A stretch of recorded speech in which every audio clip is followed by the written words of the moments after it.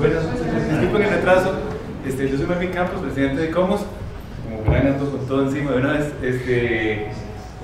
Antes que nada, pues agradecerles la presencia de ustedes, ¿verdad? El apoyo en esta segunda mesa de discusión sobre el Teatro Nacional. Las futuras intervenciones, trabajos que se van a realizar, etcétera. La intención de Comos con estos espacios de discusión es informar a la población, ¿verdad? Para que si hay alguna objeción que sea fundamentada, y si no, pues que nos vayamos informando, ¿verdad? Que no haya tanto dimes, diretes, etcétera, tanto chisme que ronda por internet en estas épocas de redes sociales, que cualquier ficción de pronto puede comenzar a convertirse en una mientras más gente la crea, puede ir creciendo como una especie de avalancha, de bola de nieve, ¿verdad? Y en muchos casos lo que sucede es que la desinformación va generando miedo. Entonces la idea de Comos es más bien informar en aras de tranquilizar al público en general. Gracias a Fred Herrera y a todos nuestros panelistas de hoy y a los panelistas de la vez pasada y a los que vendrán, porque esta es la segunda de las que esperamos que sean más mesas de discusión, justamente en aras de difundir y de educar, pues. Adelante. Para invitarlos, mañana tenemos el calendario que publiqué Comos anualmente. Este año está dedicado a la arquitectura del cambio de siglo, de finales del 19, principios del 20. Está lindísimo, lo publicamos con la Universidad de Costa Rica. Hay para la venta desde ahora. Si quiere comprarlo desde ahora, pues está en oferta. Y mañana tenemos la presentación oficial, igual a las 7 de la noche, acá mismo. Hay una pequeña reseña, digamos, de la comisión editorial que publica esto. Gracias a Guillermo Barzuna, nos atiende por ahí, no está todavía. Bueno, informados al proceder. Buenas noches. Mi nombre es Gabriela Villalobos, soy vicepresidenta de Comos. Como mencionaba Melvin, esta es la segunda mesa que tiene el título Programa Integral de Seguridad y Conservación del Monumento Histórico Teatro Nacional de Costa Rica.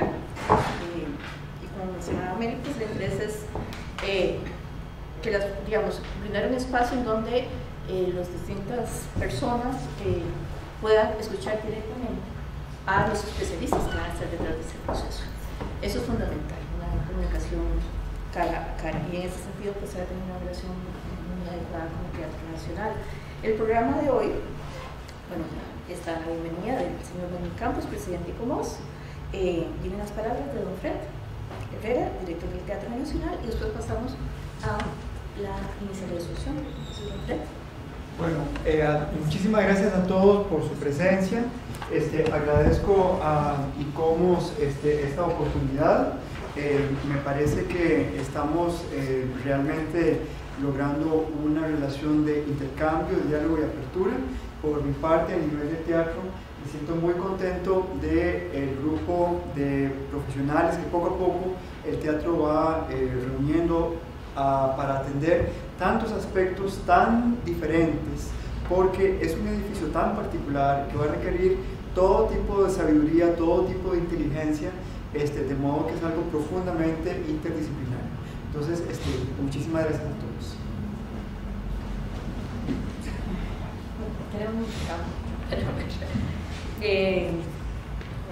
Muchas gracias realmente por existir. El sentido es ese, que las personas con distintas inquietudes y preguntas o dudas puedan interactuar directamente con los especialistas.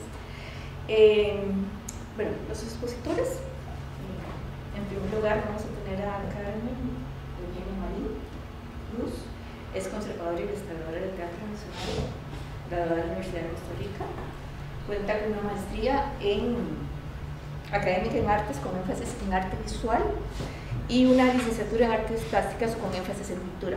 Una pregunta, ¿me escuchan allá? Yo que soy la que hablo más bajo.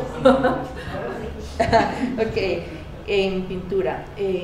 Ha realizado además cursos y seminarios especializados en conservación y restauración de bienes móviles patrimoniales.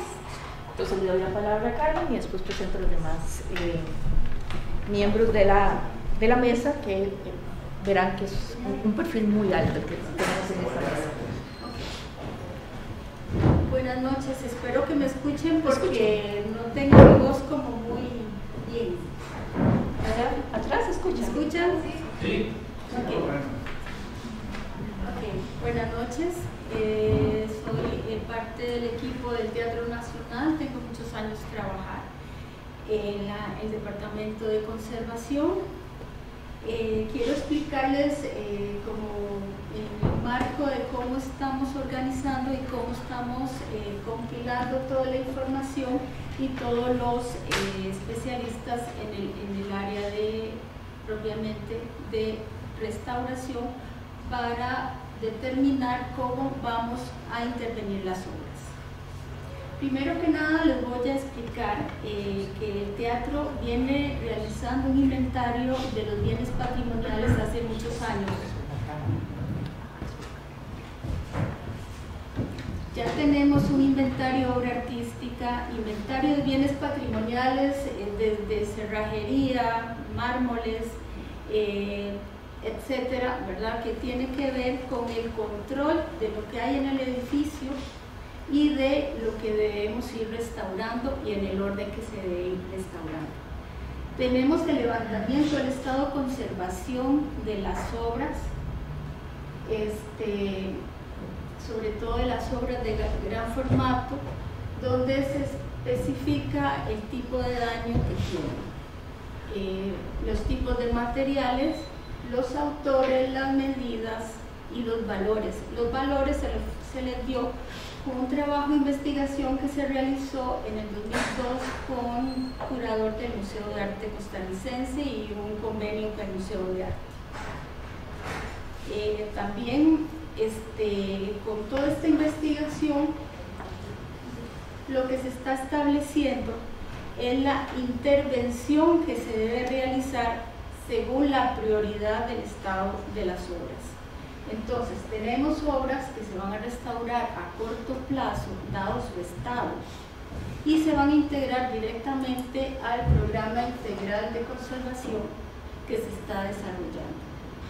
¿Y por qué? Porque requieren esta intervención y nos provee de un acercamiento a los profesionales que se van a integrar en los futuros proyectos directamente, ¿verdad?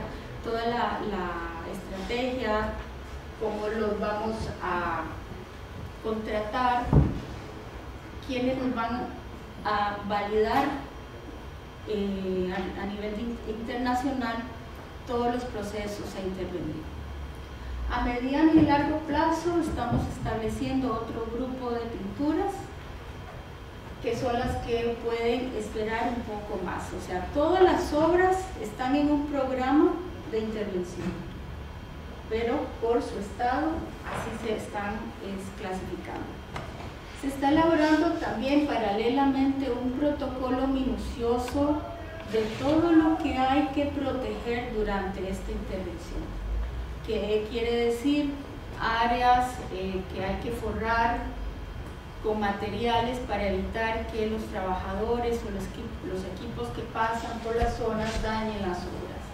Las pinturas, por ejemplo, hay pinturas que van a ser necesario protegerlas, y esto es con películas directamente en la superficie para evitar que por vibraciones caigan pedacitos. También tenemos daños ocasionados por el comején, entonces hay zonas de las pinturas que están muy débiles y por tal motivo tenemos que evitar que se deterioren. Hay procesos de consolidación que se hacen también antes de un proceso de intervención, y esto en coordinación con todo el equipo, estableciendo las rutas de intervención a la hora de hacer el proyecto del programa integral, cuando se instale todo el equipaje de incendio, cuando se instale y cambie el sistema eléctrico. Desde el 2003 venimos formalmente aplicando la metodología de restauración amparada en la teoría conservacionista, las cartas internacionales. Venimos investigando, no nos quedamos con teóricos del pasado, sino ahora hay muchos teóricos que se han dedicado a validar y exponer en teoría de la conservación la parte que ha funcionado y la parte que no ha funcionado, es decir, la historia propiamente de la restauración.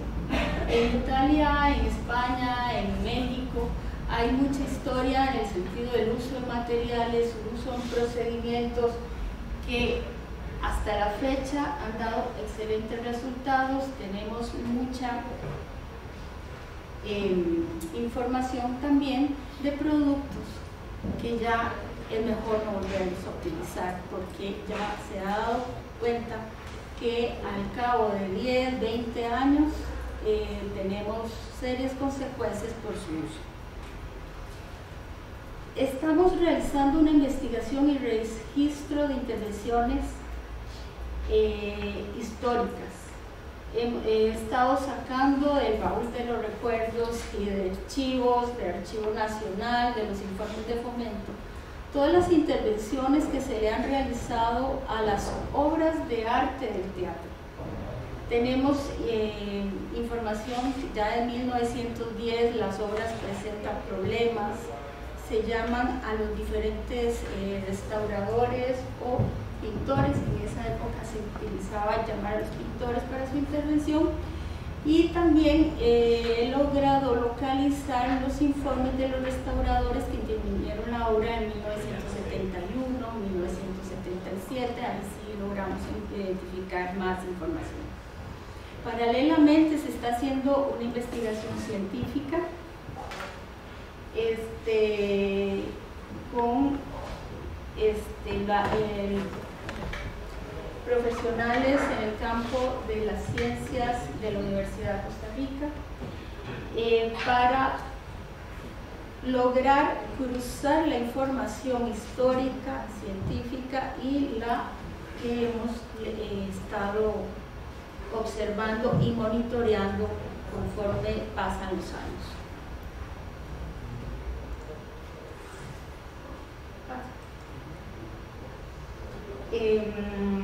Tenemos un grupo de CICIMA, algunos compañeros que están aquí desde el 2017, tenemos un convenio Teatro Nacional y la Universidad de Costa Rica, donde venimos investigando y ellos vienen trabajando toda la parte de utilizar procedimientos no destructivos para el análisis de las obras. Estamos hablando de luz ultravioleta, fotografía multiespectral, fluorescencia rayos X, espectroscopía Raman o infrarroja.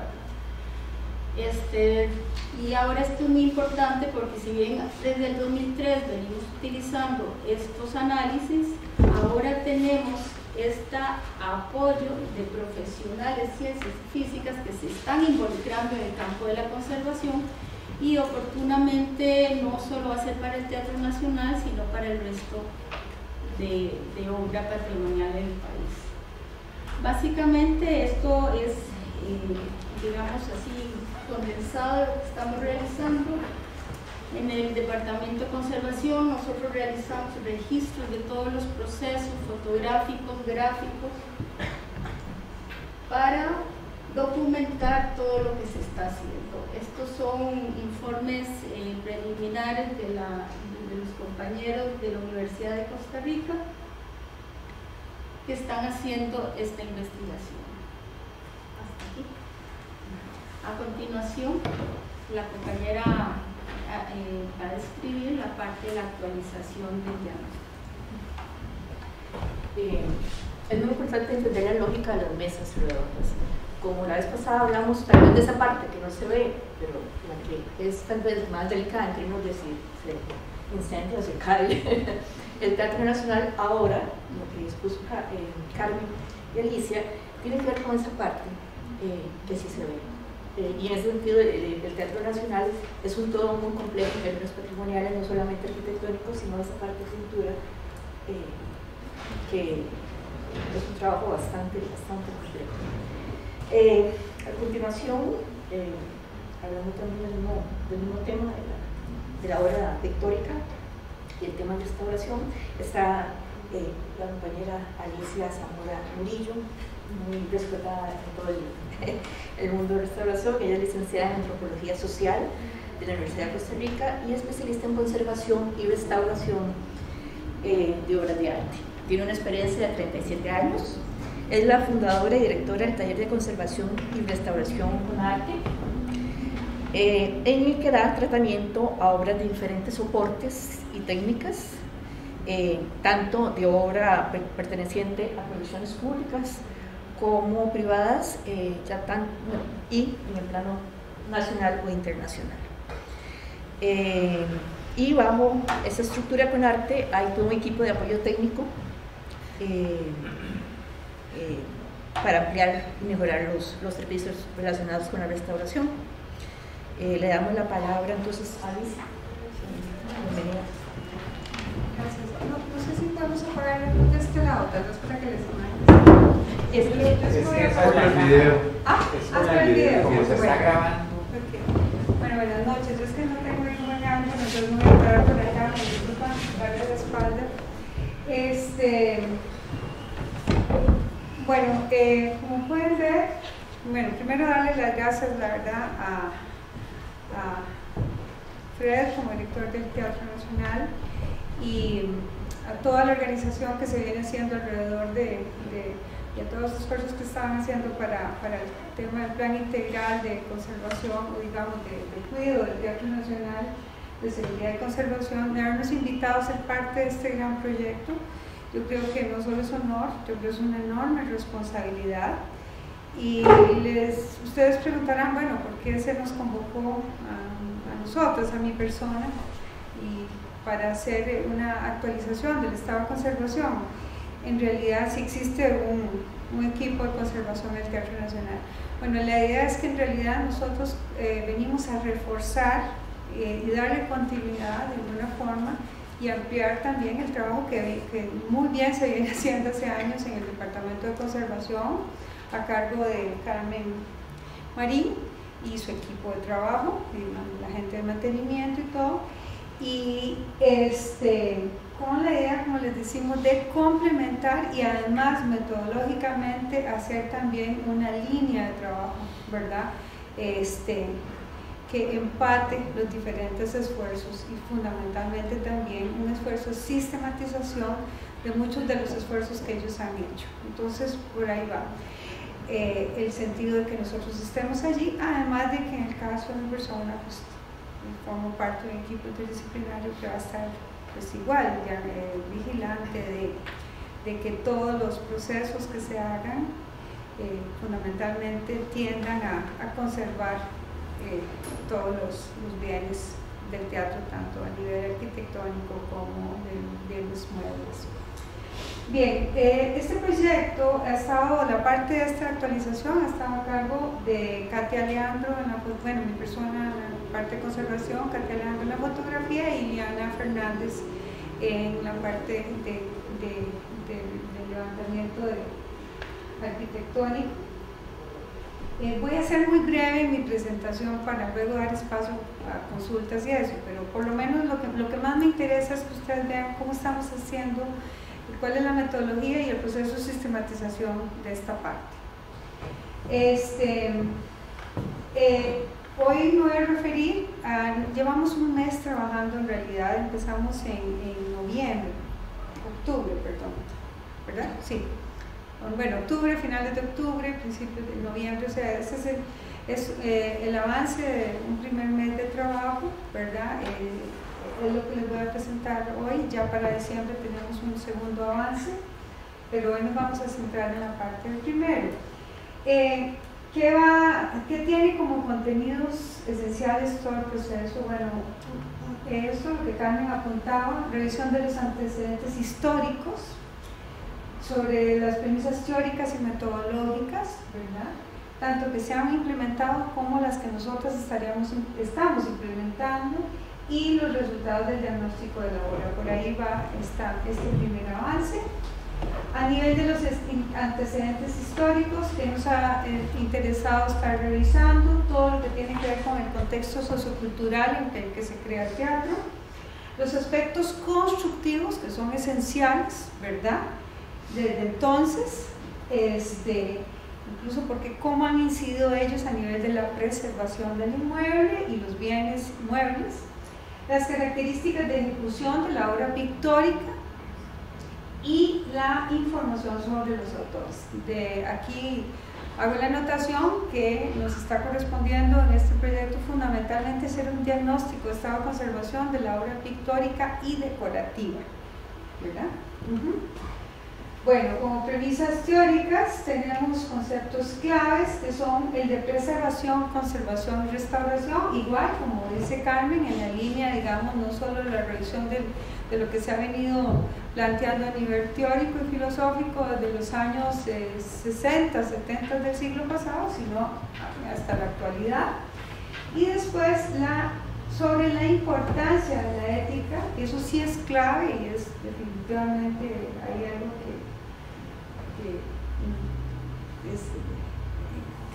no clave, es decir, el eje de todo el trabajo es la importancia de la ética y la filosofía conservacionista como fundamento de los aspectos metodológicos y técnicos en el abordaje de la obra pictórica. En este sentido, a nivel metodológico, ¿qué hacemos? Tenemos planteado ir llevando por etapas el diagnóstico. Por ejemplo, esa primera etapa de la que les estoy hablando hoy corresponde en el primer nivel al el sector sur, ¿verdad?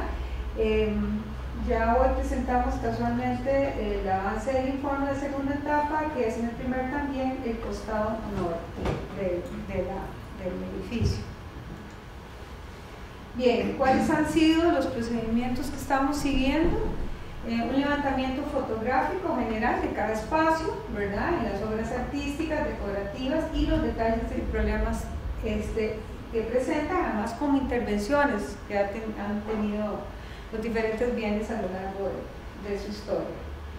Un levantamiento arquitectónico esquemático para tener una idea de dónde están ubicadas las obras de las que estamos hablando, ¿verdad? Sobre todo si el día de mañana se hace o se abre una licitación internacional, que este diagnóstico pueda ser leído en cualquier parte del mundo, ¿verdad? Y que se entienda perfectamente de qué espacio estamos hablando, qué características presenta. Y después el diagnóstico de conservación de las obras artísticas y decorativas, ¿verdad?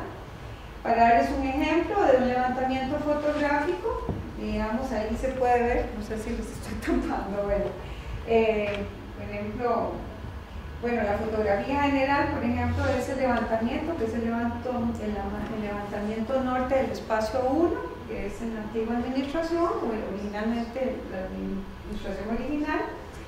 Y este es un detalle con luz rasante de uno de los problemas que encontramos en ese levantamiento, que corresponde a esta área, ¿verdad? En donde se van viendo cada uno de los problemas que presenta. Este es un ejemplo de levantamiento esquemático también del espacio. Ese es el espacio 1, ¿verdad? Con las medidas y todo para que igual la gente pueda ubicarse.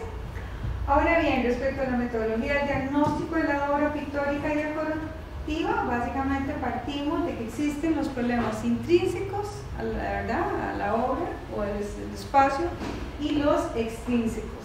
Entonces, con base en eso se creó la ficha de diagnóstico o todo el proceso de diagnóstico, que por lo demás nos basamos en la propuesta de la tesis de Carmen Marín de maestría, casualmente en el espacio anexo de la cafetería, donde ella hizo un estudio muy interesante. Entonces dijimos, aquí no hay más bien adaptar esa metodología a esto, porque ¿quién mejor que Carmen y su equipo o la gente que estaba ahí para conocer esa historia y cuál es la mejor forma de hacer el abordaje?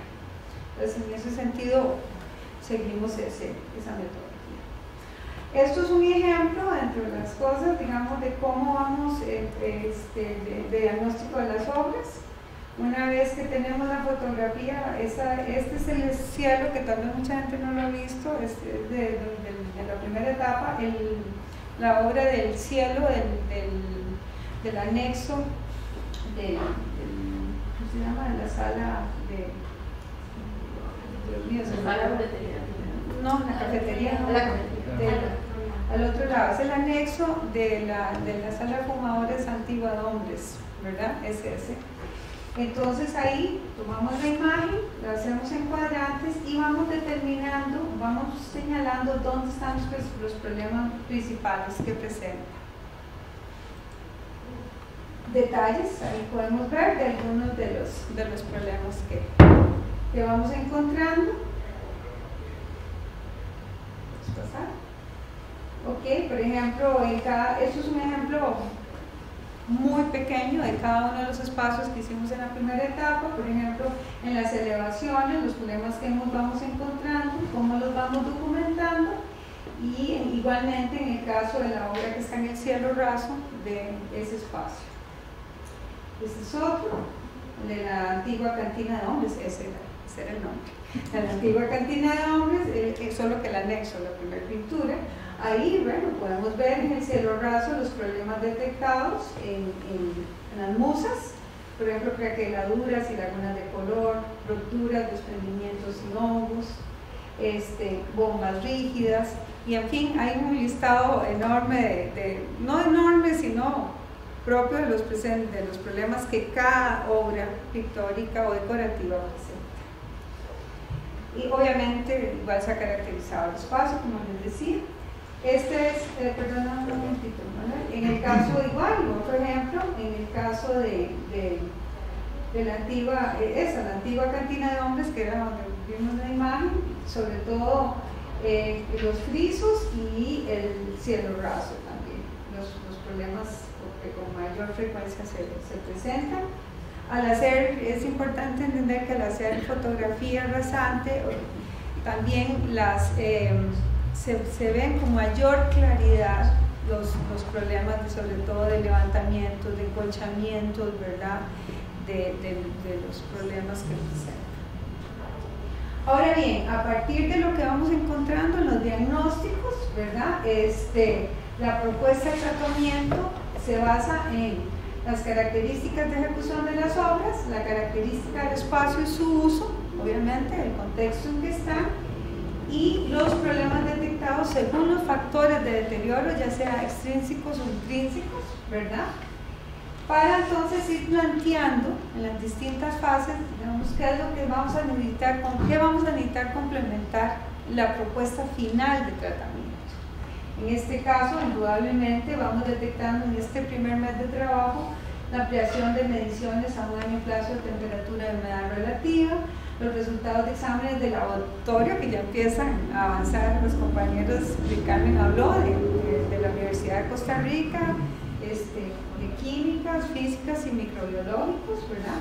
Otras mediciones como las que Carmen habló, fotografía con rayos ultravioleta, rayos infrarrojos, en fin, microscopía electrónica. Después la necesidad de hacer calas estratigráficas, y a partir de los resultados que tengamos de todas esas mediciones, indudablemente ir determinando, y eso es muy importante porque no se puede hacer de buenas a primeras, lo que podrían ser los materiales y técnicas para la conservación y restauración acorde a los problemas detectados y las características del espacio en que están ubicadas las obras.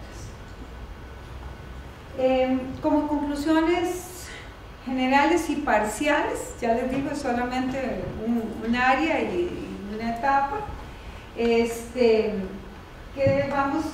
hemos ido concluyendo, bueno, que la humedad, o sea, que problemas más importantes y apremiantes que sigue teniendo el teatro como edificio es la humedad, definitivamente.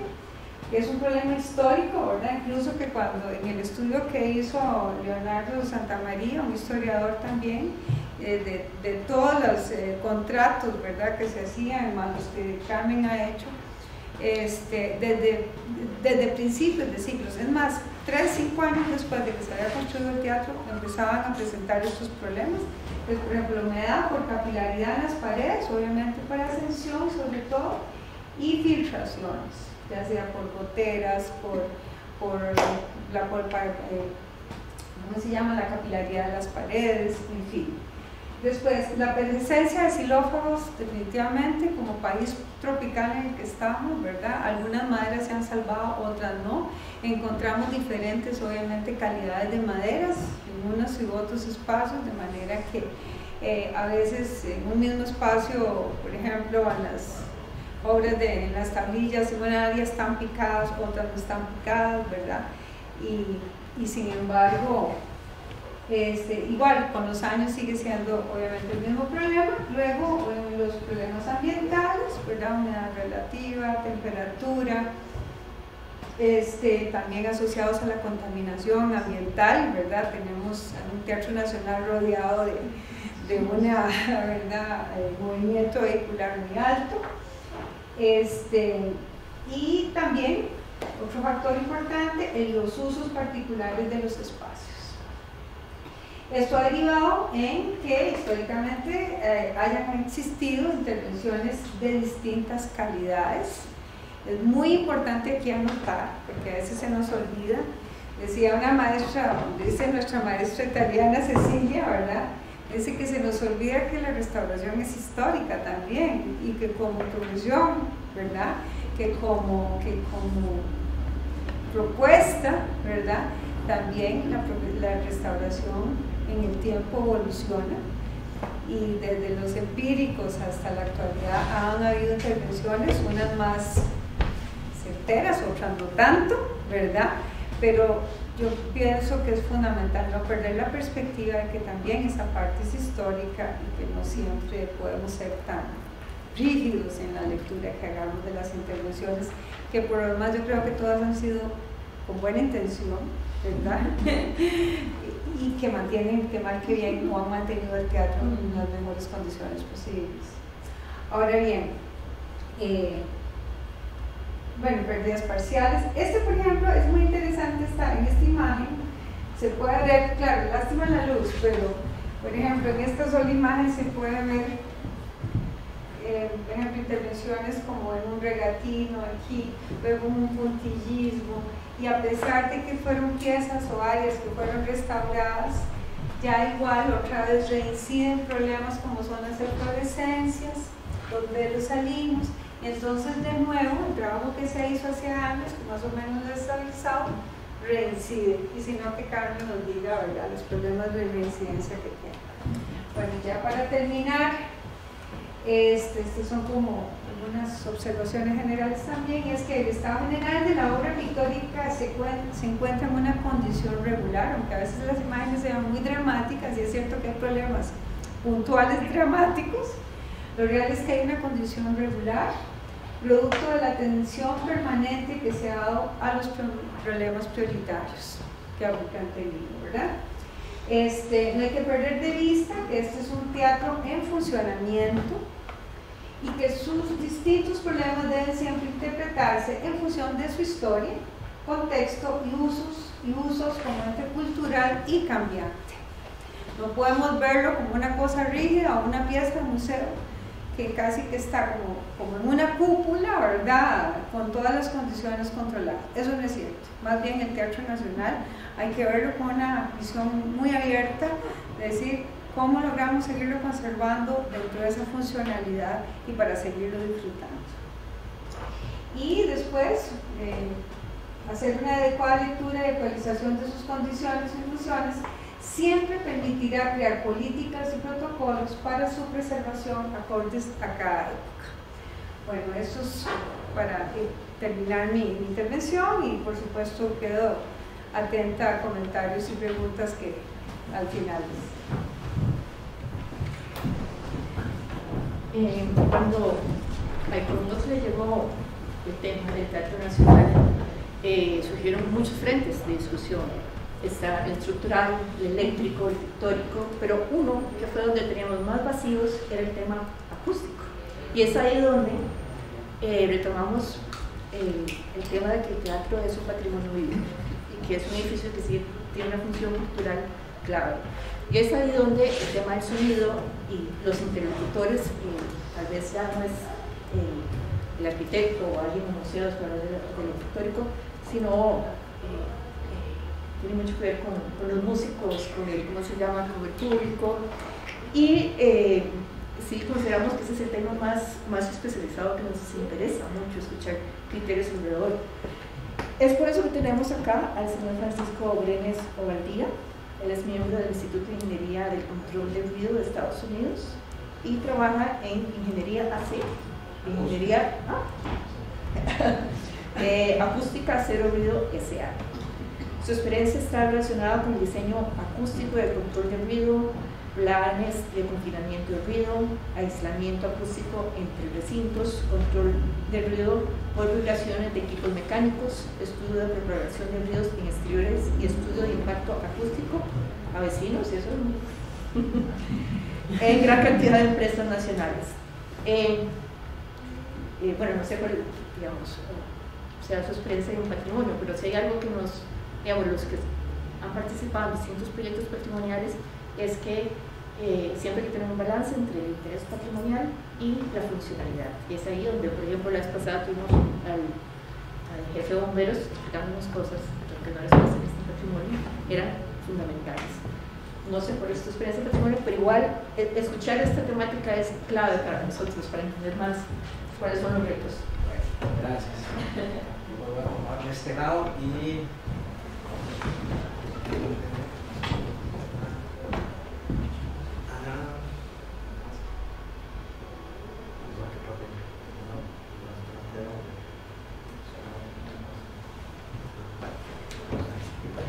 bueno, tuvimos un pequeñito problema acá, bueno, un pequeño gran problema en la proyección, pero bueno. Buenas noches, gracias. Mi experiencia en patrimonial es poca, en realidad más que todo hemos trabajado en auditorios nuevos, pero estamos en el Cine Variedades y en el Gran Hotel Costa Rica. Entonces, pues sí, hemos tenido ya algún contacto y sabemos lo importante que es mantener ese balance, ¿verdad?, entre lo que es de conservación, la parte de ingeniería, digamos lo que viene nuevo.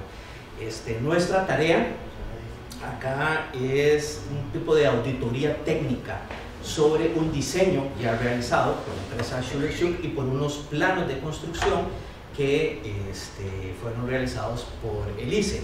Hoy les voy a hablar brevemente, que fue lo que me solicitaron, sobre lo que es una concha acústica, que tal vez es el elemento que les llama pues un poquito más la atención. Bueno, una concha acústica básicamente es una serie de paneles que se colocan en el escenario, a los costados, en la parte trasera y en la parte de arriba, y esta serie de paneles, la concha acústica como tal, se utiliza para presentaciones cuando no hay amplificación de sonido. Cuando una banda viene y tiene sus micrófonos en cada uno de los instrumentos y hay un sistema de distribución de audio, lo que se busca es que todo el mundo pueda escuchar, que aproximadamente todas las sillas tengan la misma presión de sonido. Ese es el ideal y usualmente se logra, ¿verdad?, cuando tenemos un sistema de sonido adecuadamente balanceado. Para eso cada uno de los parlantes tiene sus rangos de dispersión, sus rangos de tiro, y se busca pues que todo el mundo tenga la misma presión de sonido, pueda disfrutar del espectáculo. Cuando es una presentación sin amplificación, una presentación a capela, necesitamos de que digamos, lo que viene a ser la arquitectura del escenario nos ayude a proyectar el sonido hacia el frente. Por eso los escenarios tradicionalmente son elementos reflectivos. para que ellos puedan enfocar y proyectar el sonido hacia el frente. Entonces, la función justamente entonces de la concha acústica en sí es tomar el sonido de la persona que está presentando a capela, amplificar ese sonido a través de la reflexión y orientarlo hacia la audiencia. ¿Okay? Entonces, la concha acústica del Teatro Nacional tiene una característica muy particular que es retráctil. Entonces, cuando hay una presentación con sonido amplificado, no vemos la concha. Y cuando está en una presentación que requiere los efectos de la concha, porque cuando la concha no está, el sonido se va hacia atrás, se va hacia los costados y se va hacia arriba. Entonces pierde potencia, pierde sonoridad, que es lo que andamos, que es lo que andamos buscando, ¿verdad? Entonces, la concha son una serie de paneles, como les comenté, que cuelgan de la nueva tramoya. Entonces, ¿algo salió? No. Okay. Entonces, la concha acústica como tal son entonces una serie de paneles que cuelgan de la nueva tramoya y ellos están en la parte superior. Cuando se requiere para la presentación, bajan cada uno los paneles a los costados, bajan los paneles en la parte trasera y bajan los paneles de la parte superior. Todos estos paneles se ajustan, valgo decir, la concha acústica ya viene fabricada, ¿verdad? Ya hay en Estados Unidos, en Europa, hay empresas que se dedican a la fabricación de la concha acústica. Esta concha acústica viene de referencia de la marca Wenger, puede venir de otras, pero estamos hablando de paneles que se conectan entre ellos, que ya vienen hechos justamente uno para calzar con el otro y para que tengan el ángulo para enfocar el sonido hacia la audiencia. Entonces, pues no es un elemento que interfiera visualmente de manera permanente, que creo yo que eso es importante que lo conozcan. Es un elemento que se utiliza cuando es necesario y que está colgando entonces digamos, de lo que es la tramoya nueva. Entonces creo yo que es un elemento versátil porque nos permite utilizar el teatro en diferentes modalidades, no interviene con la parte visual y desaparece, que es lo que hace mucho la gente de arquitectura, quiere que desaparezca, bueno, ya no lo vemos, ¿verdad? Y cuando lo necesitamos, ahí está. Entonces esa en sí pues es la función de una concha acústica, básicamente mejorar el sonido del Teatro Nacional, que en estos momentos pues se nos va el sonido hacia atrás, se nos va hacia los costados, y esta pues es una envolvente cóncava que me agarra toda la parte del escenario para cuando estén los músicos, pues entonces ella va a ayudar a que se escuche mucho mejor el sonido y se distribuya mejor el sonido en la audiencia. Entonces, pues básicamente eso es lo que les venía a conversar de hoy, que es el tema de la concha acústica. Ahora al final, si tienen alguna consulta, pues con muchísimo gusto. Bueno, si no, oye, ¿para qué? Bueno, entonces ahí se lo podemos poner, después tal vez hacemos otro intento para que vieran cómo se ve la concha ahí en el 3D. Si ahora lo grabamos, lo pasamos. Entonces, pero bueno, ese es el concepto básico. Entonces, ¿ok? Con permiso. Gracias. Bueno, parte del proyecto del Teatro Nacional tiene que ver también no solamente con el edificio en sí, sino con las distintas funciones culturales, y es aquí donde vamos a tener la participación de Catalina Vargas, que es arquitecta con una experiencia de 9 años de trabajar en el Instituto Costarricense de Electricidad. Actualmente cursa la maestría en gestión de proyectos y ha realizado diseño y acompañamiento técnico para otras instituciones públicas como el Consejo Nacional de Producción, la Entidad Aduana y la Casa del Puño. Ella nos va a hablar sobre todo del tema del Centro Cultural José Joaquín Vargas Calvo, específicamente del plan funcional. Bienvenida. Muchas gracias. Buenas noches, como ella nos comentó, soy arquitecta de noche les presentaré brevemente el plan de trabajo que llevamos en conjunto con el Teatro Nacional y que hemos venido desarrollando con la finalidad de que esta materia sirva de insumo para poder sacar el concurso del edificio del Teatro ANEC, del edificio del Centro Cultural José Joaquín Vargas Cano. Como un brochazo histórico del proceso de colaboración entre el ICE y el Teatro Nacional, nos remontamos al 2016, cuando se dio el convenio interinstitucional y donde tenía como fundamental un principio de que el ICE desarrollara lo que fuesen los planos del diseño eléctrico, del diseño mecánico y toda la parte del sistema contra incendios. Esta parte de elaboración de los diseños del sistema contra incendios fue lo que dio pie para que en el 2017 entrara otra vez en agua como parte de la dirección del teatro el desarrollo del nuevo edificio anexo, que era lo que se conocía en ese entonces. Para este edificio, más bien esta necesidad se dio como requerimiento de esta parte del sistema contra incendios. El teatro no poseía ningún sistema para repeler el fuego y entonces fue cuando se dieron a la tarea en la parte de diseño de ver cuáles eran una de las áreas que más se veían afectadas. El teatro, al poseer muy poco espacio, se dio todas sus áreas, prácticamente muchos de los camerinos a las partes de talleres, de operaciones administrativas, y la parte del escenario tiene el taller de escenografía, talleres de mantenimiento, que conserva mucho material que es altamente combustible, que esto también lo señaló el ingeniero Héctor Chávez en la conferencia la vez pasada.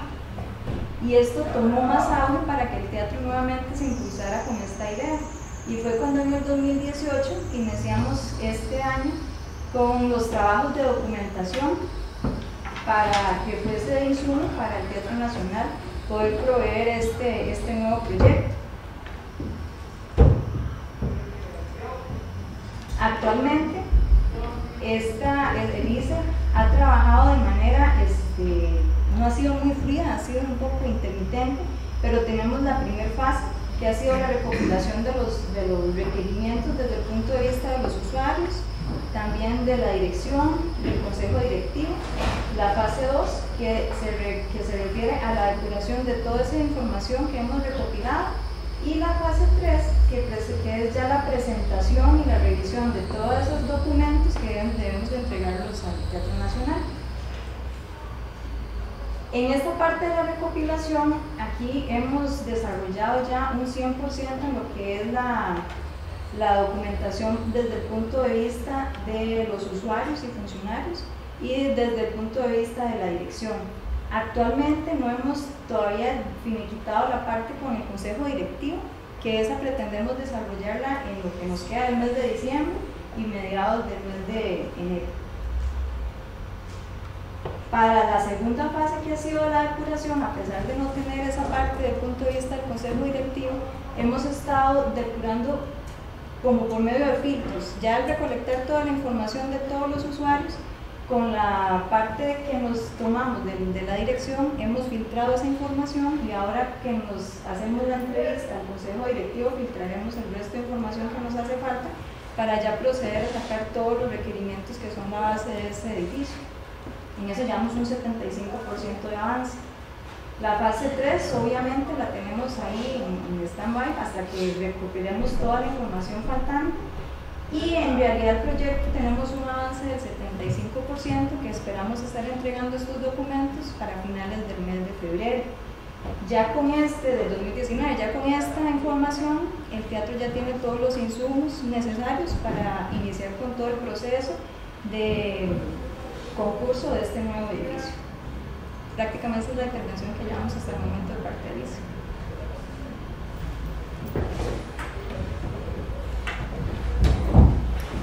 Para cerrar, tenemos la presencia de Matthew Tornales. Él es especialista en patrimonio, que ha trabajado como consultor, profesor e investigador durante los últimos 15 años. Su experiencia está relacionada con el patrimonio mundial, el cultural y el natural, incluido el papel de las instituciones locales y las comunidades en la construcción del patrimonio. Su trabajo además se ha centrado en la gestión del patrimonio, los paisajes culturales y el turismo cultural y del patrimonio. Es experto en el grupo de trabajo del Patrimonio Mundial de ICOMOS Canadá y trabaja en UNESCO en el área del sector cultura. Bueno, esta va a ser una introducción muy interesante porque el concepto de patrimonio, primero hay muchos conceptos de patrimonio, ¿verdad? Y es un balance delicado entre su uso, su historia, y creo que es posiblemente uno de las discusiones que usted nos va a traer acá. Gracias. Muchas gracias, buenas noches. Me toca ahora entretenerlos en la próxima hora que queda de este conversatorio. Yo no puedo. Yo quisiera hablarles un poco, primero agradecerles la oportunidad de seguir compartiendo con todos ustedes, seguir compartiendo porque ya hemos hablado un poco en la primera mesa y con algunos de ustedes y con la administración del teatro. Es una discusión continua que tenemos sobre el proyecto y eso y otros proyectos culturales que tenemos con las autoridades en Costa Rica.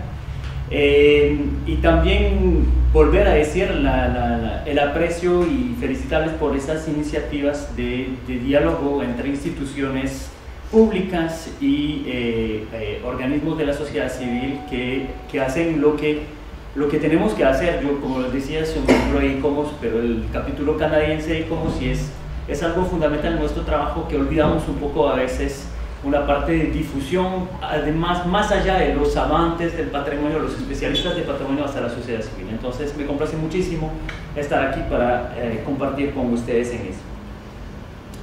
Quisiera hablarles un poco finalmente de qué estamos hablando cuando hablamos de conservación de patrimonio, porque al fin y al cabo de eso se trata, y la conservación del patrimonio no es igual que la conservación de cualquier cosa, principalmente por la naturaleza de lo que es el patrimonio.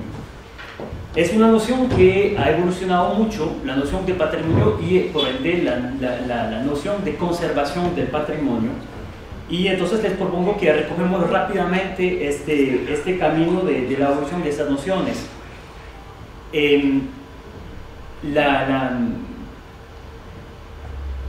La palabra conservación para el patrimonio no ha sido siempre la palabra que se usó, y a veces usamos conservación, restauración, de una forma que para los especialistas puede ser claro que no se trata exactamente de la misma cosa, pero la verdad es que es difícil entender por qué, cuáles son las sutilezas de esos términos.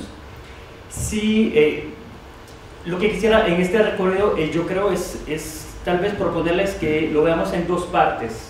Hay un momento clave en la historia de la evolución de esos conceptos que son los años 60, 1960, con dos textos fundamentales, la Carta de Venecia en 1964 y la Convención de Patrimonio en 1972. Entonces en esos 8 o 10 años se opera un giro que es importante. Antes de eso, se hablaba principalmente de restauración de monumentos, no de conservación del patrimonio. La restauración de los monumentos es algo que viene desde el principio del siglo XIX. Entonces, algunos de ustedes son muy expertos en eso, tal vez no tantos, no voy a enfatizar mucho en eso, podemos hablarlo con todo gusto cuando quieran, pero digamos que desde el principio del siglo XIX, donde se empieza a rescatar la idea de que hay elementos que pertenecen a más de una sola persona, sino que pueden ser bienes colectivos, que llamamos en ese momento monumentos, y que están en un estado que se han integrado por la historia, por el tiempo, por las revoluciones en Europa. Se empiezan a pensar teorías de restauración de esos monumentos, y particularmente empezando con un francés que se llama Eugène-Emmanuel Viollet-le-Duc, que se le ha tirado mucho el odio porque él inventó una teoría de restauración que llamamos la restauración estilística, que es hoy en día muy controversial, pero que en su momento era algo sumamente fundamentado. Fue una época de mucha discusión con el enemigo inglés del restaurador francés, que es John Ruskin, que escribe Las 7 lámparas de la arquitectura, entre otras cosas, y que prona una visión totalmente diferente de lo que hace con los monumentos, más bien no tocarlos para no falsificar la historia. Voy muy rápidamente. Y esta evolución se sigue con unos pensadores italianos, Camillo Guatto, Luca Beltrami, en el siglo XIX, un austríaco, Camillo Sitte, sobre cómo podemos hacer para que se conjuguen el pasado y el respeto al pasado y la evolución de la modernidad en un siglo que ve la revolución industrial. Y esta dualidad todavía existe hoy en día. ¿Cómo hacemos para conservar elementos del pasado en un ambiente contemporáneo que tiene que evolucionar, en una ciudad que tiene que evolucionar, en un mundo que sigue evolucionando? En paralelo de esa evolución de lo que es las teorías de la restauración, aparece también la idea de que esos monumentos conllevan valores particulares. Eso principalmente, y un poco a posteriori, porque en su momento no fue alguien como muy conocido, pero al giro del siglo, en 1903, un germanófono pero austríaco que se llama Alois Riegel y que publica El culto moderno de los monumentos, haciendo esa primera diferencia que hasta la fecha no se había hecho entre monumentos intencionales y monumentos no intencionales. O sea que, por ejemplo, el Teatro Nacional es un monumento en el sentido primero de la palabra. Monumento viene de monere en latín, que significa recordar. Un monumento es algo que nos recuerda a otra cosa, a un evento, una persona. Y los monumentos históricos nos recuerdan algo de la historia, pero nunca fueron concebidos para eso. A contrario de un monumento conmemorativo como los monumentos que se hacen para los muertos de guerra. Y Riegel es el primero en hacer esa diferencia. Dice, tenemos que tratar de forma diferente objetos que fueron hechos para recordarnos y objetos que no fueron hechos para eso y siguen siendo monumentos iguales. Y esta idea de que entonces el interés para esos objetos va más allá de su materia física, sino que se empieza a pensar en la idea de que hay un valor de remuneración, un valor histórico, un valor que puede ser calificado de varias formas, que va más allá de la materialidad del solo objeto.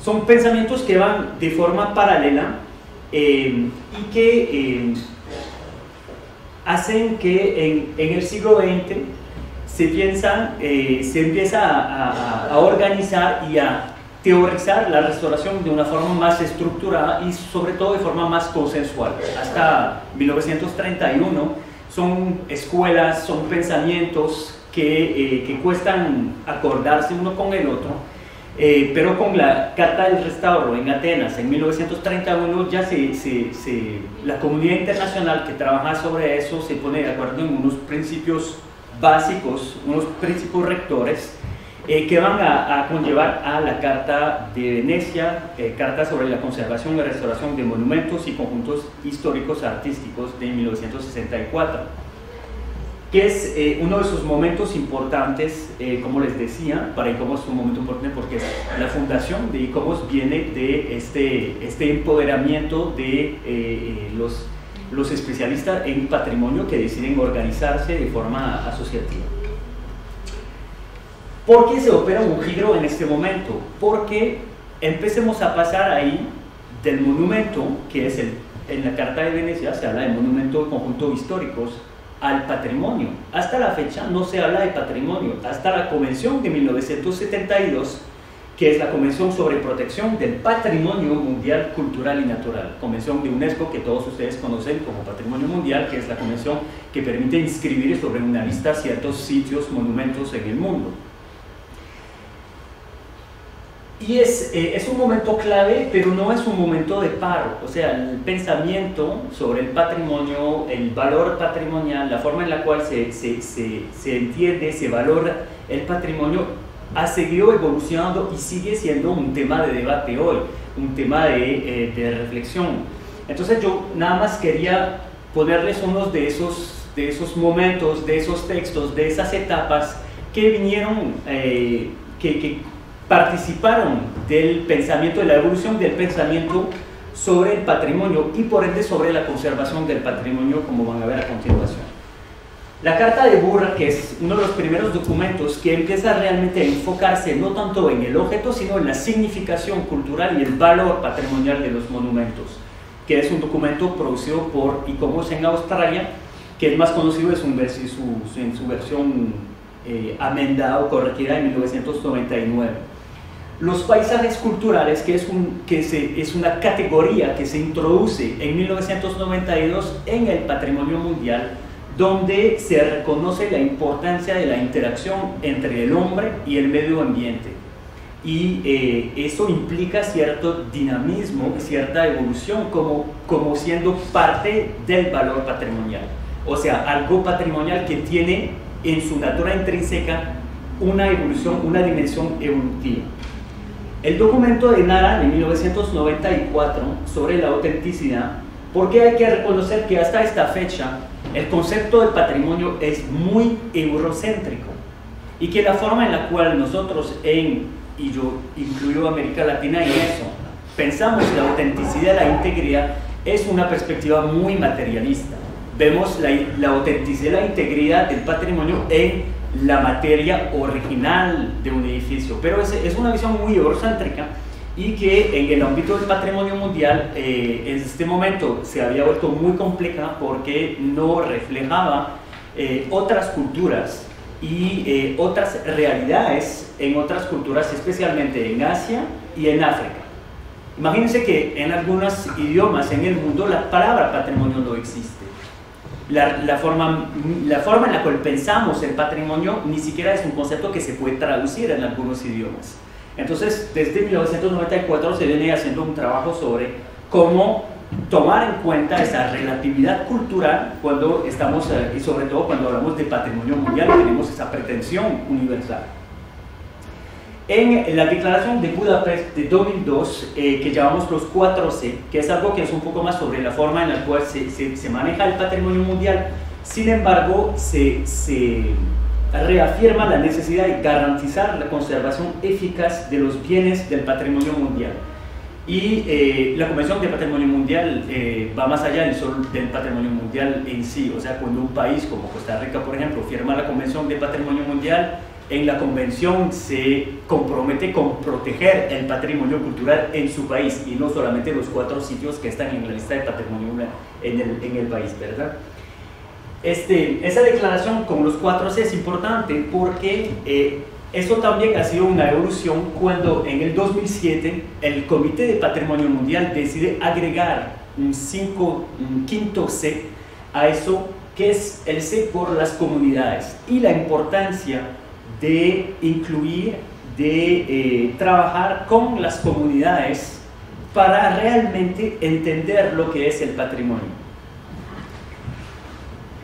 Voy unos años atrás, en 2003 se adopta la Convención de Patrimonio Cultural Inmaterial en la UNESCO y inmediatamente se produce un poco de fricción entre el funcionamiento del patrimonio mundial, muy material, sitios, natura, y el patrimonio inmaterial, por lo cual en 2004 la Declaración de Yamato es un texto que viene a explicar, clarificar algunos de los límites entre esas dos convenciones, que todavía es un tema importante y que ha tenido mucha influencia sobre la forma en la cual el patrimonio material también se ha venido gestionando desde hace 15 años.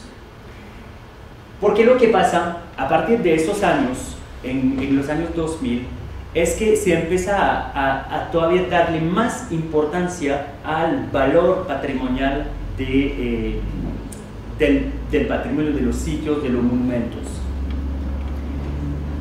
En realidad, la semana pasada, para decirles la verdad, la semana pasada yo estaba en una reunión de expertos que trabajaban sobre conservación de patrimonio mundial y uno de ellos decía justamente, hoy, cuando trabajamos eso y que hablamos de autenticidad, hablemos de la autenticidad de los valores que están representados por el patrimonio. Y cuando hablamos de integridad, hablamos de la integridad del monumento o del sitio, o sea, su capacidad para representar esos valores. O sea que llegamos a un punto donde la materialidad y el significado patrimonial se están estirando de forma muy pronunciada hacia los valores. Y en eso es importante lo de las comunidades, porque ¿quién le da valor al patrimonio? ¿Quién sabe qué es lo que representa para uno, sino uno mismo? Y es por eso que hoy el trabajo con las comunidades es imprescindible en el trabajo del patrimonio, por lo menos desde la UNESCO, porque pretender que algo es patrimonial, entonces que tiene valor para cierta comunidad, sin preguntarle a la comunidad, no tiene ningún sentido. Pero al revés, conservar el patrimonio significa entonces conservar el valor que tiene para esas comunidades, más allá de alguna materialidad que es muy vinculada a una forma muy occidental de ver el patrimonio. ¿Por qué esa necesidad? Porque hoy el patrimonio ya no son solo monumentos y sitios, es patrimonio cultural material que puede ser monumental, vernacular, mueble, arqueológico, documental, es patrimonio inmaterial que son saberes, tradiciones, creencias, patrimonio natural también, porque el patrimonio natural tiene una dimensión cultural. Oye, hay una discusión tremenda en torno al patrimonio de las comunidades autóctonas de los pueblos originarios, donde para ellos hablar de patrimonio cultural y de patrimonio natural es imposible disociarlos. Su cultura está dentro de la natura y la natura es parte de su cultura. Entonces vemos como esas categorías todavía conllevan esta concepción original del patrimonio occidental. Y se ha venido trabajando desde Hegel en 1903, pero hasta los últimos años, muchos trabajos teóricos, esos son algunos, hay muchos, sobre lo que son los valores patrimoniales. Entonces sí tenemos que reconocer la patrimonialidad de un elemento en función de sus valores. ¿Cuáles son esos valores? ¿Cómo los podemos calificar? Y se han creado marcos teóricos prácticos de análisis del valor patrimonial a través de valores de edad, de estética, valor artístico, valor cultural, valor científico, valor de uso, etcétera, etcétera, etcétera. Eso ha conllevado a tener hoy, y así lo hice, si tienen la oportunidad, hay un manual de referencia en gestión del patrimonio mundial cultural, un manual que se publicó en UNESCO en 2014, que presenta, es un manual de gestión de patrimonio, entonces son herramientas de gestión en un ámbito de gestión integral, y presenta los dos enfoques de la gestión cultural del patrimonio. Un enfoque que lo llaman convencional y el enfoque basado en valor o la gestión por los valores, que es esa parte que se ha desarrollado muchísimo. O sea que lo que gestionamos no solamente es la materialidad, sino que también son los valores. Lo que tenemos que conservar no es solamente la materia, sino también los valores que están representados en el elemento patrimonial. Y eso no significa que haya una vieja mala y una nueva buena. Esos dos sistemas de gestión pueden convivir, porque evidentemente detrás del patrimonio lo que sostiene la significación, el significado patrimonial es el monumento que está ahí atrás, o es la tradición que está ahí atrás, o es el bosque que está ahí atrás. Pero hay un elemento material, que es toda la complejidad, el vínculo entre materialidad e inmaterialidad. El valor patrimonial tiene que encarnarse en algo, y la materialidad de este algo tiene también su razón de ser y tiene que ser cuidada. Pero solamente cuidar lo material sin preguntarse, conservar lo que es el significado inmaterial, no sería conservar el patrimonio, sería solo conservar el monumento.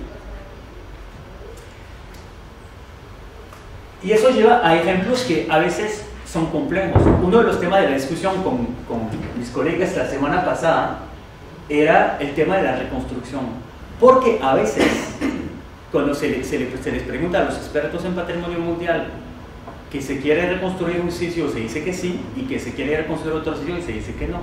Y teníamos esa discusión, diciendo, es que no somos claros. O sea, ¿cómo es posible que la gente que no está sentada en esa mesa entiende por qué a veces le decimos que sí, porque a veces le decimos que no? Si no les explicamos que no es solamente la materialidad que cuenta, sino el por qué esos elementos son patrimoniales.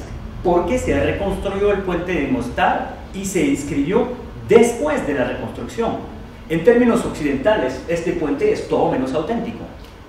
Ha sido totalmente reconstruido, pero el sitio ha sido inscrito como un lugar de convivencia de 3 culturas y 3 religiones desde siglos atrás, y como un símbolo de convivencia. Un puente como símbolo de convivencia es casi que estereotípico, ¿verdad? Lo mismo con los mausoleos de Timbuktu, que fueron destruidos por los grupos armados en Malí y que fueron reconstruidos con un programa de ayuda de UNESCO. Y en este caso fue todo un trabajo que buscó y que encontró su justificación en también la reconstrucción de la comunidad y de sus prácticas ancestrales, dentro de las cuales la construcción de esos mausoleos, porque esos mausoleos no es que se quedan así, sino que necesitan ser parcialmente reconstruidos porque las condiciones climáticas en el desierto son muy, muy difíciles. Entonces, fue realmente un proyecto donde la dimensión patrimonial es la existencia de sus muros y las técnicas de reconstrucción. Cuando al contrario, por ejemplo, hay todo un debate en este momento sobre el tema de los budas de Bamiyan, porque hay muchos turistas que llegan ahí ahora, muchos, digamos, bastante más que cuando estaban los talibanes, y la gente pregunta, y la gente quiere ver los budas, y entonces la gente que vive aquí, vive del turismo, dice, pero ¿por qué no lo reconstruyeron? Porque eso sería una atracción turística mucho más poderosa, tendríamos más gente. Y en este caso es un problema, porque el motivo no es el valor patrimonial, es la motivación económica a desarrollar turístico como algo que se ha destruido. Y la cuestión es igual con Palmir. ¿Qué vamos a hacer con Palmir? La reconstrucción de un sitio arqueológico no es algo tan fácil, no es algo que se hace. O todavía, ¿por qué no el Museo de Río? Que se acaba de quemar. ¿Qué vamos a hacer con este edificio? ¿Se va a dejar así? ¿Se va a reconstruir? Nunca se va a poder reconstruir como museo. La colección no se va a reconstruir, bueno, menos el Meteorite, que está la única pieza de la colección que sobrevivió. Todo el resto se quemó, ya eso no existe. Entonces, ¿cómo hacemos? Porque ahí se perdió un valor. ¿Cómo se puede devolver, restaurar, en este caso, este valor? De todos esos valores, hay uno sobre el cual yo quisiera insistir un poco más, que es el valor de uso, porque siempre ha sido un valor clave en todos los textos, y particularmente la Carta de Venecia, justamente del 64, y la Convención de Patrimonio Mundial del 72. En ambos casos, la conservación de monumentos siempre resulta favorecida por su educación a una función útil a la sociedad, y en la de Patrimonio Mundial, los Estados partes procurarán dentro de lo posible adoptar una política general encaminada a atribuir al patrimonio cultural una función en la vida colectiva. Y muchas veces el problema de eso es que le estamos atribuyendo al patrimonio una función que no es su función original. Por ejemplo, estamos en una casa que no está sirviendo como una casa. El Museo de Río no era un museo, era un palacio, etcétera, etcétera. Y en muy pocos casos el edificio patrimonial tiene todavía su función original, y eso le da mucho sentido, le da mucho valor como monumento y como símbolo. Entonces, yo, que ni siquiera soy costarricense, no quiero presumir de por qué y de cómo, pero la verdadera pregunta, yo creo, en esos momentos es decirse, entonces, ¿cuáles son los valores que queremos que representa para los costarricenses el Teatro Nacional? Más allá de la materialidad, o sea, hay elementos materiales, obras artísticas en el teatro que definitivamente hay que proteger, y hay teorías para eso, y la restauración y las teorías de la restauración en obras artísticas están súper avanzadas, súper desarrolladas, pero más allá de eso, ¿cómo hacemos? Es aquel edificio que estaba en medio de nada a finales del siglo XIX y que representaba la voluntad de un país de alzarse a un nivel de libertad y de expresión cultural que en este momento se imaginaba en Europa. Es el símbolo nacional que se ha firmado hace poco, es el teatro lleno de los jóvenes o de la orquesta sinfónica, o sea, este lugar de espectáculos, de expresión artística, de educación artística. Esa es de mi punto de vista, es una pregunta clave a la hora de saber dónde está el límite, dónde está el balance. Ustedes hablarán de balance entre las acciones necesarias y el respeto al patrimonio. Hay que saber de qué hablamos cuando hablamos de patrimonio. Entonces, ¿cuáles son los valores patrimoniales del teatro? Muchas gracias.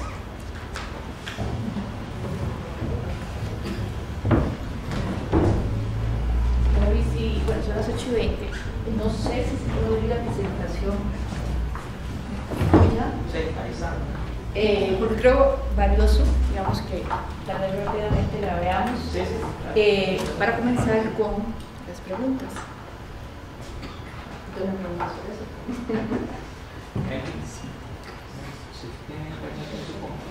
¿Aquí? Sí. No sé. ¿Por? Ah, ok. No, pues debería.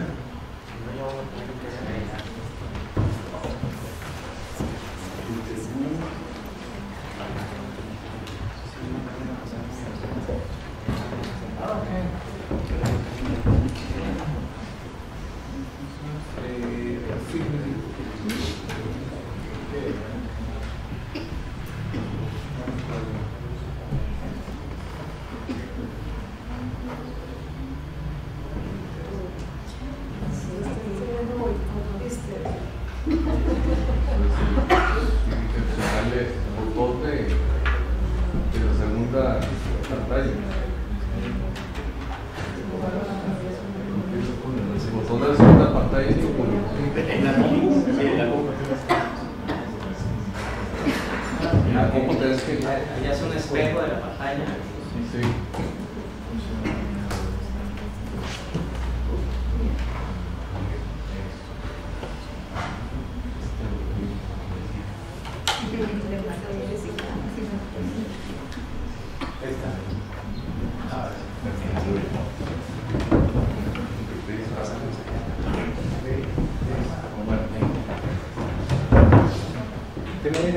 Sí, pasamos a la segunda.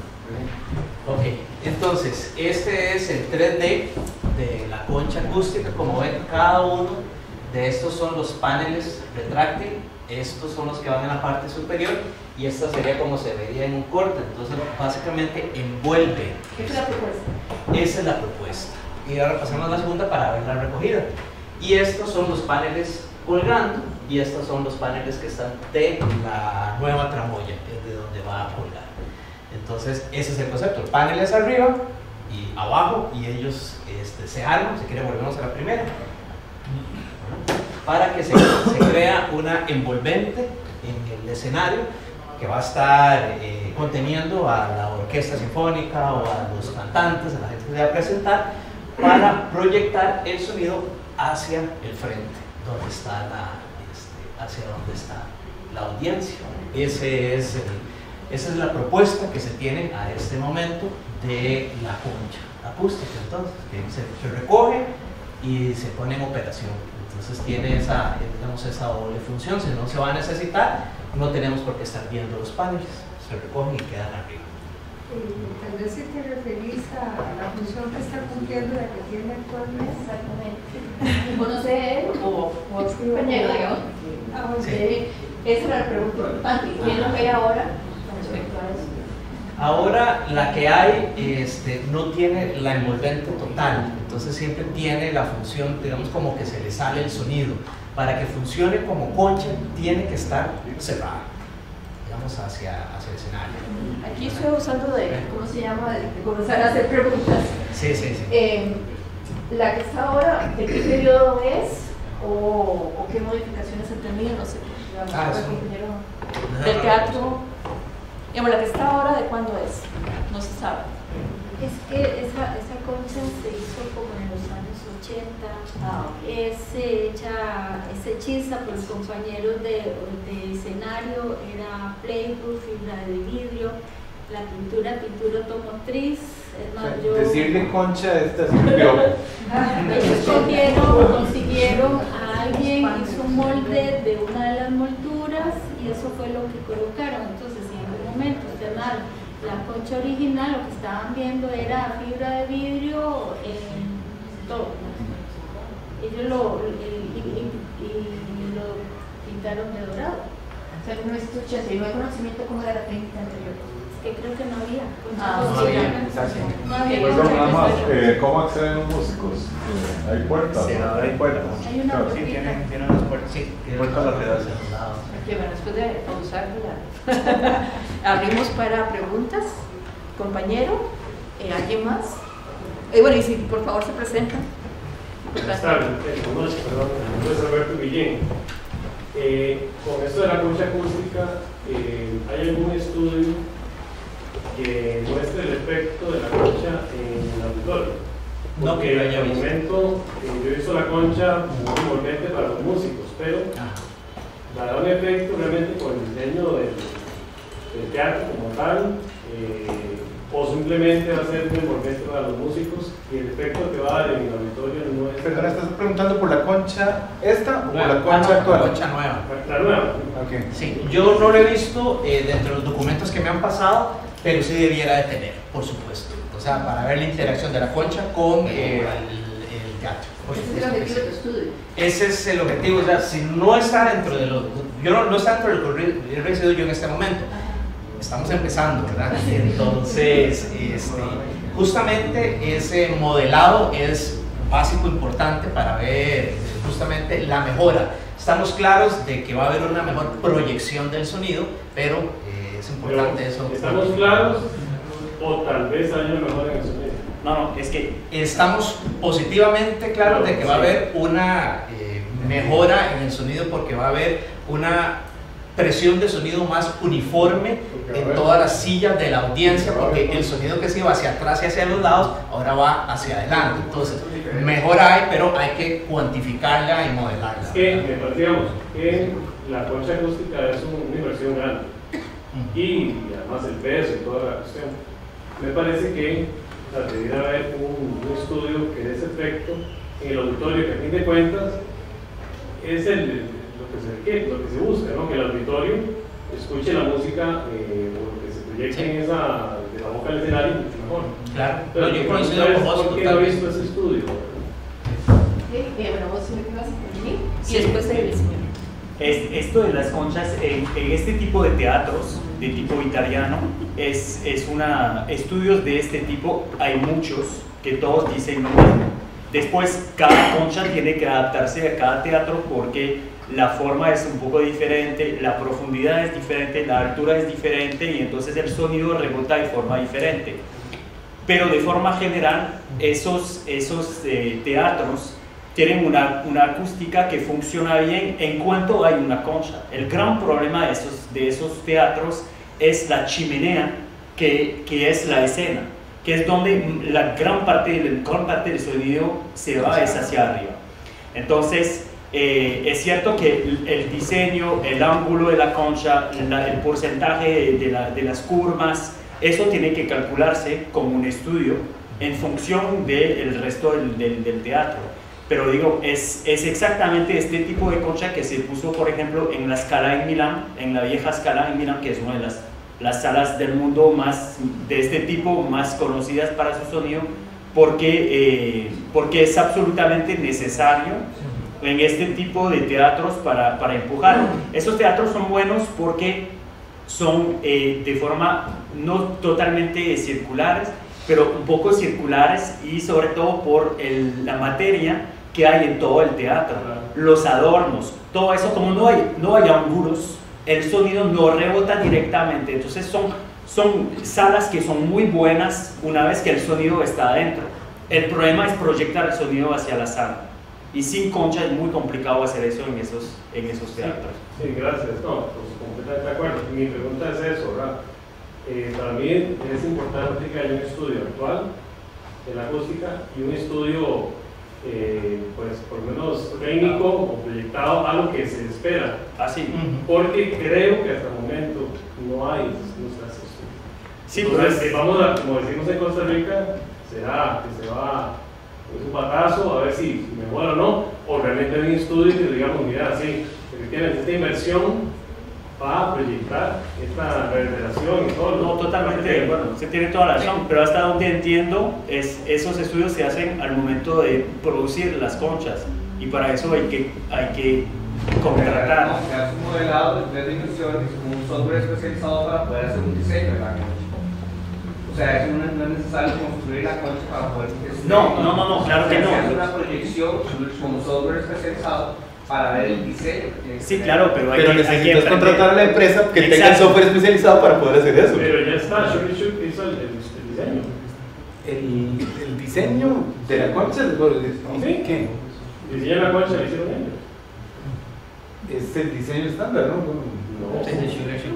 Vamos a ordenar la discusión. Es la parte, Digamos, es el un vacío. momentito, ¿cómo se llama? Al señor, pero no sé si alguien más quiere dar elementos de lo que él está preguntando sobre cómo va a ser. Yo creo que estamos de acuerdo y el estudio, cuando esté disponible, se les va a pasar. Por eso lo tiene que ver. Ese es el objetivo del estudio, digamos. Sí, exactamente. Yo no lo he visto en este momento. Estamos solicitando, ¿verdad?, el modelo en 3 dimensiones de la concha, y cuando lo tengamos se les notifica, por supuesto. Sí, la realidad es que se pueda, a través de la misma plataforma de e-commerce, poder ojalá hacer ese estudio, porque creo que es importante para que haya un fundamento de la inversión, ¿verdad?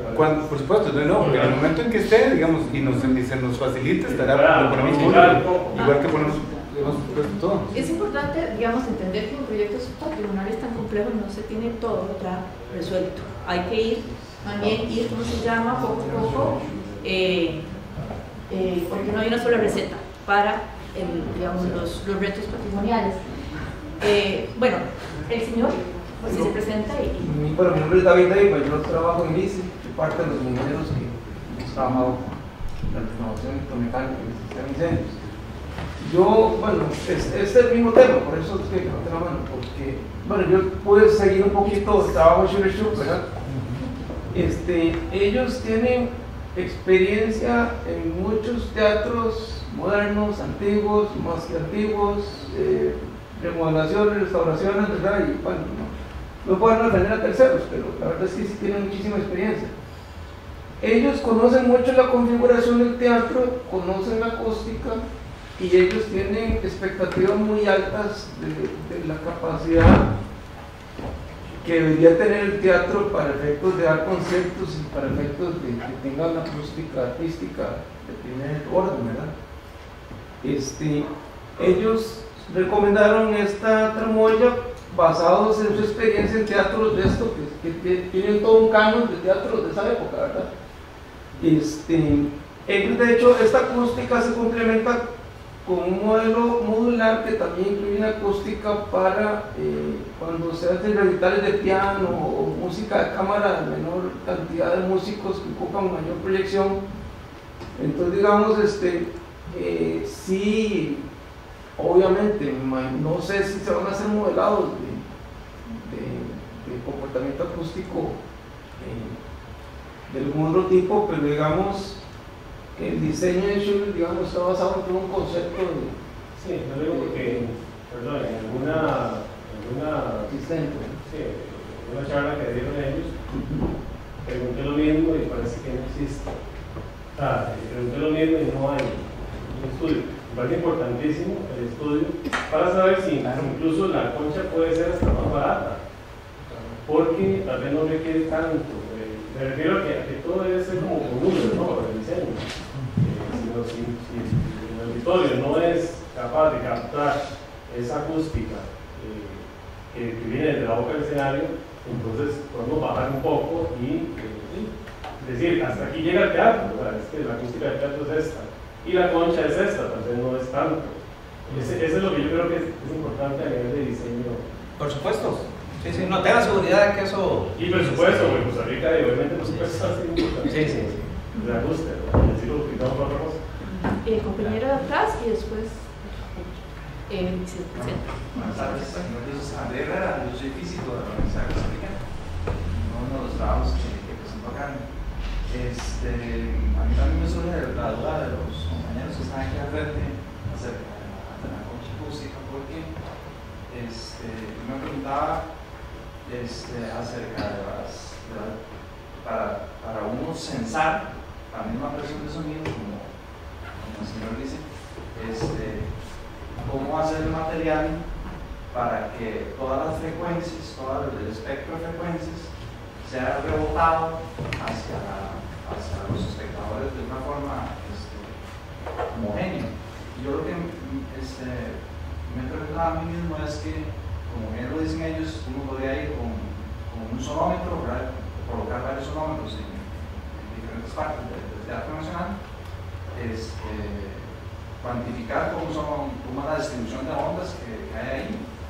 Uno nada más con un piano y a tocar una cierta nota y después uno puede, como bien lo dicen ellos, modelar cuál sería el material que uno tiene que utilizar para esa concha y bueno, por supuesto la distribución de esos paneles que ustedes dicen, pero sí hacerlo de una forma más sistemática y por supuesto digamos que uno pueda prever con anticipación la construcción y no solo construirla por sitio mototeatro, ¿verdad? Porque eso me parece que sí, yo lo que estoy solicitando y pidiendo es lo mismo que está pidiendo el compañero, o sea, tiene que haber un modelado, un análisis de rayos, un análisis de presión de sonido. Lo que se hace es un modelo en 3 dimensiones, no se utiliza una fuente de ruido rosa, porque necesitas que toda la presión de sonido sea homogénea en cada una de las bandas de 1/3 de octava, para entonces pones una probeta acústica que se va moviendo en todos los escenarios.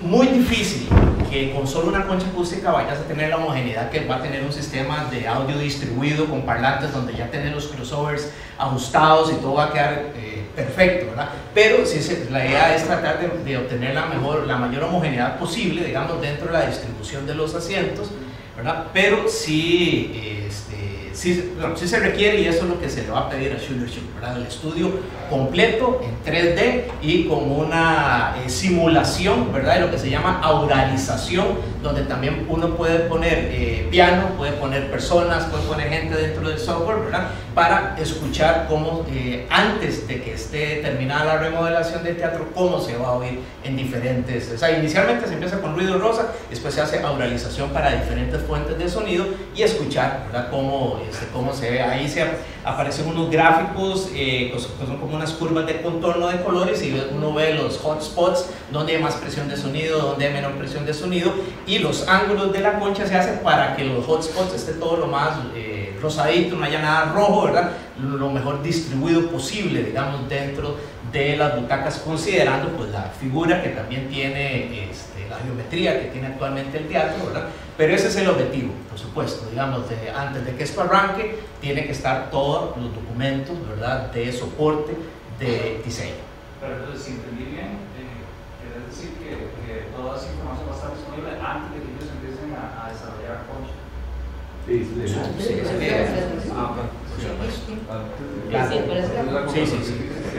Eso es parte, digamos, esa es la propuesta, la que estás presentando ahí, la propuesta ahí.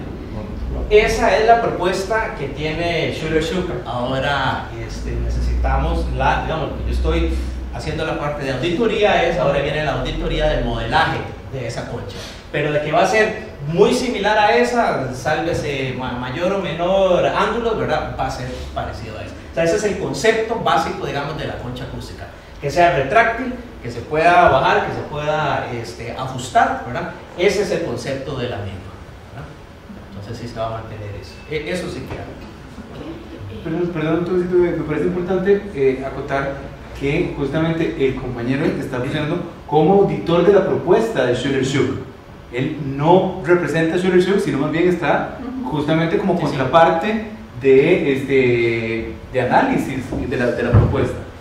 Por eso me parece muy idóneo que él más bien sea el que audita. Sí, por eso sí, mi compromiso es que esto no arranca hasta que no tenga eso. Pero vamos a preguntar a usted. Sí.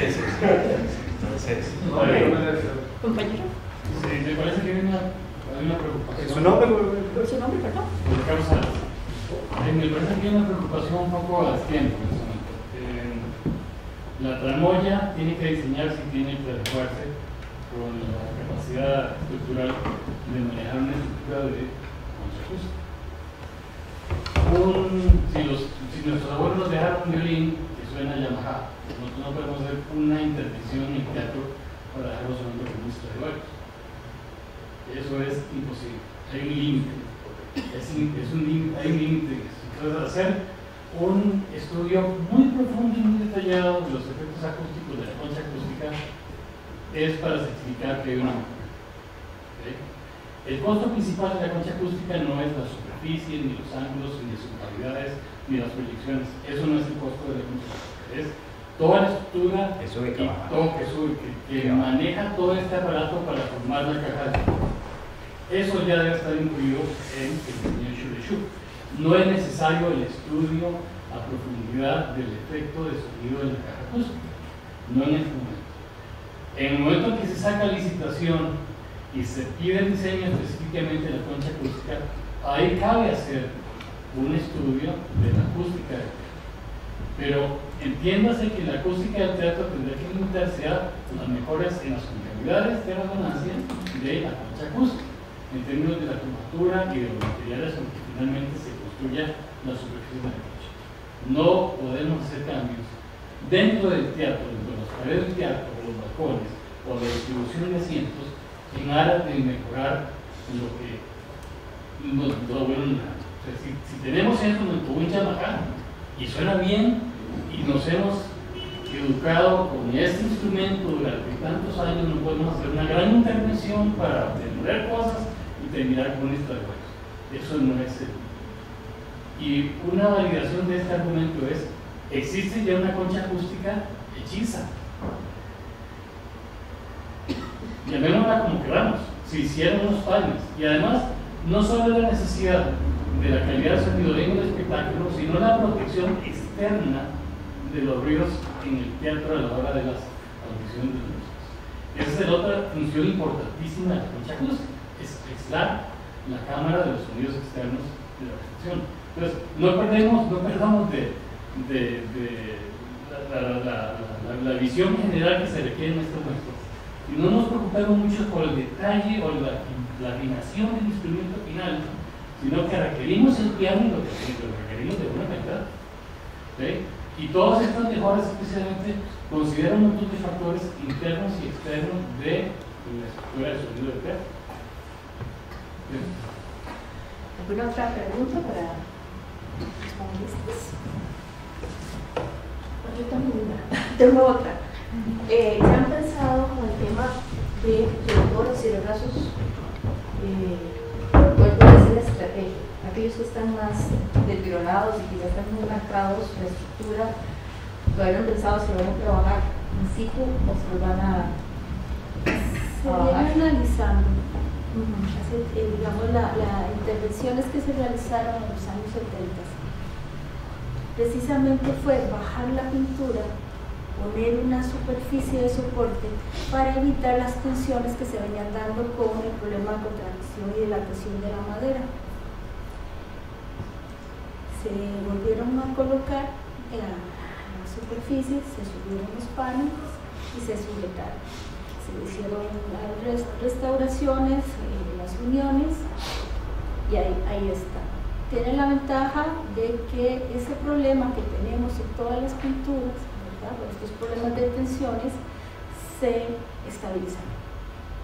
Ahora bien, venimos ahora, muchos años después, en los 70, si no estamos en el 2018, 2019, donde la tela también ya está más envejecida, la capa de preparación que hemos ido descubriendo con el estudio de los autores, porque ha sido muy interesante hacer esa relación de entender por qué algunas preparaciones son diferentes a otras, tiene que ver con la formación de los mismos autores.